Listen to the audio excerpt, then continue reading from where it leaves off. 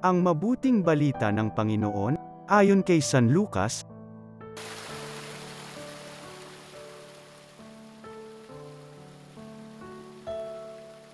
Noong panahong iyon, sinabi ni Jesus sa kanyang mga alagad, "Ipalagay natin na ang isa sa inyo'y nagpunta sa isang kaibigan isang hating gabi at nagsabi, 'Kaibigan, bigyan mo muna ako ng 3 tinapay.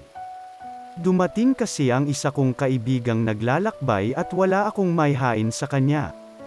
At ganito naman ang sagot ng kanyang kaibigan sa loob ng bahay, 'Huwag mo nga akong gambalain. Nakatrangka na ang pinto at nakahiga na kami ng aking mga anak. Hindi na ako makababangon pa upang bigyan kita ng iyong kailangan.' Sinasabi ko sa inyo, hindi man siya bumangon dahil sa kanilang pagkakaibigan, babangon siya upang ibigay ang hinihingi ng kaibigan sa pagpupumilit nito.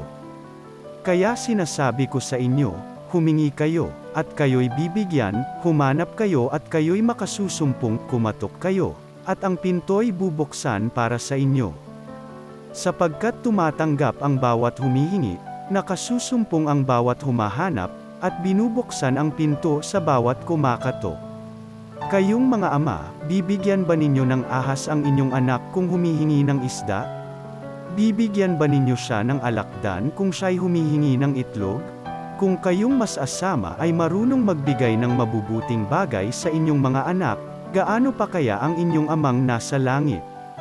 Ibibigay niya ang Espiritu Santo sa mga humihingi sa Kanya. Ang mabuting balita ng Panginoon.